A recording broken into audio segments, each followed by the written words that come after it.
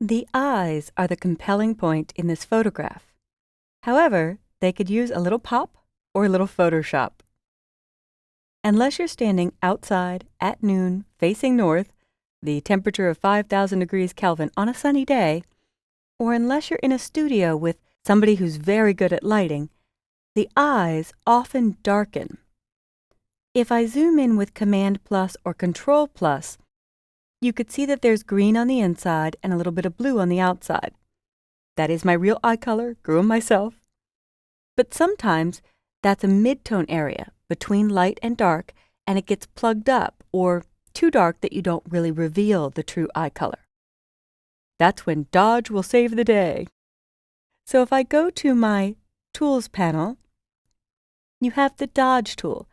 Dodge is a photography term to lighten. But the Dodge at 50% is way too bright and will look artificial very fast. Although I want to give these eyes a little more pop, I don't want it to look too worked on or too fake. I just want to draw the viewer's eye to the eyes.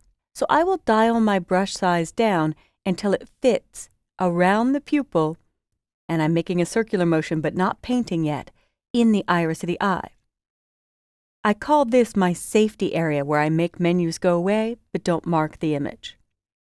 So I'm just going to do one sweep around the eye, and more of that light green is revealed. Now, in addition, most people will whiten their eye whites. As we age, our teeth and eye whites yellow. But you'll notice this is starting to look really fake really fast. And a lot of people ask me, well, if it's eye whites, shouldn't I be whitening the highlights? The answer is no. If I look at Window and Info, your Info panel is an on-screen densitometer, the device they use to measure color and give you the recipe for it. And the eye whites are really above 25%. There are some spots that fall lower, but highlights are really below 25%, 20, 10, 15, 5. If I were to set it on highlights and use a more realistic exposure, like 20%, so it's more subtle, it's lightening the things below 25% and really producing more of a fake glow than this did when I was lightening midtones. So I'll undo that, and I'll set it on midtones because the eye whites are often in a midtone range, even though you'd think they should be a highlight, they're not pure white. So now, as I lighten, it's more realistic and a lot less severe than this lightening. But I tend to go too far on the eye whites to show you how I bring back original, real detail using history. So that's typically where I whiten.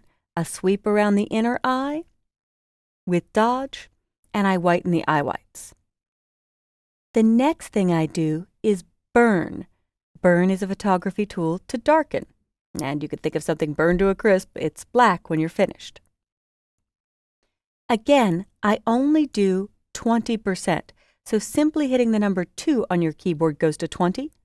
1 goes to 10, but I'll go back to 20. And that works on every tool that has an opacity setting or an exposure setting, and even on the Move tool for an entire layer's opacity.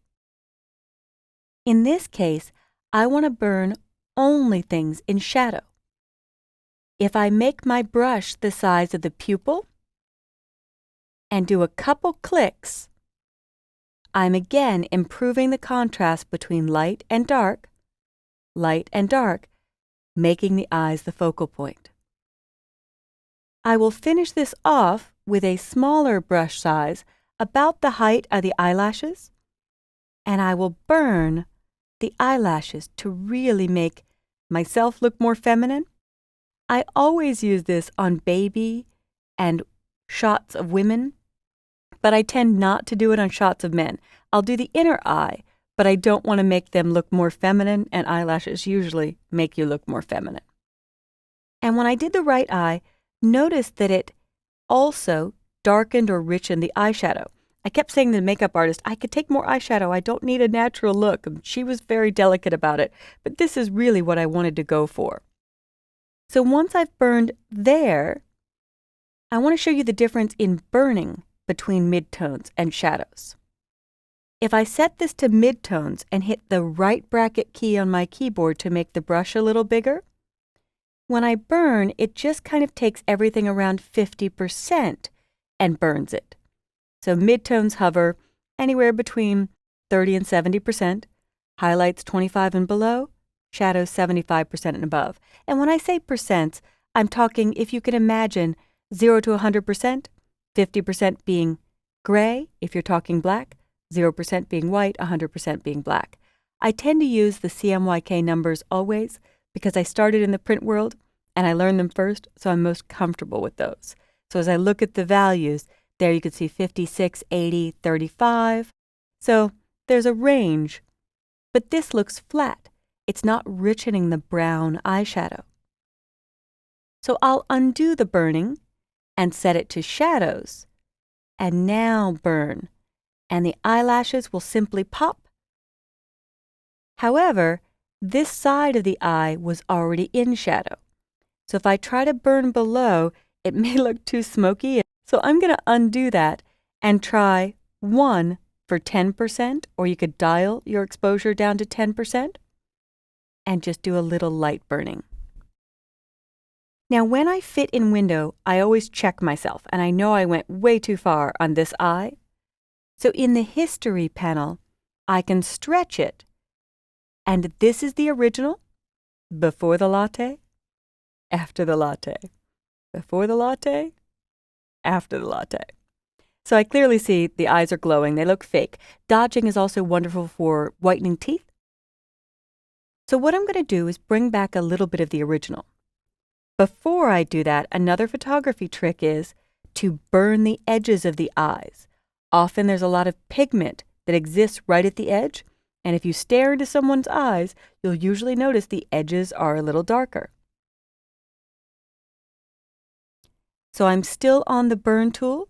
I hit my left bracket to make my brush smaller, and I'm just painting right around the edge of the eye to enhance what I would see if I had perfect lighting shooting directly on my face. So here, I'll just do a few steps back. Woo, before, after. Let's go 4 steps back. Before, after, so that's that eye.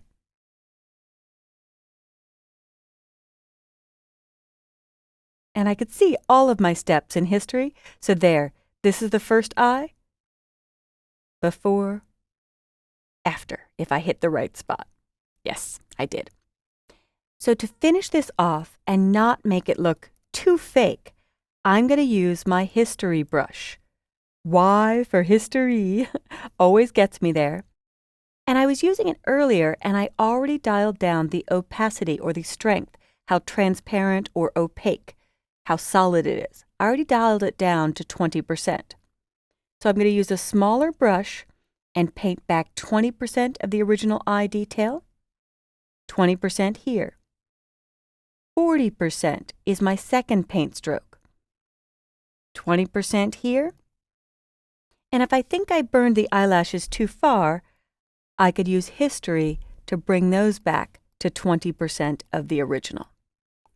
So now, I think I'm happier. I tend to fit in window, Command 0 or Control 0, to see if I've gone too far with the eye whites. And now, here is my final before and after. Good shot? Originally, eyes that pop. And I will use my history brush wherever I think I've gone too far, and I'll check myself by doing before and after. It really brings so much more life to the photo, and I hope you've enjoyed this trick of dodging and burning the eyes, the eye whites, the pupils, the edges, the inner eye, and the lashes for women and children. Now let's see what you can do with your photos and the eyes of your subjects.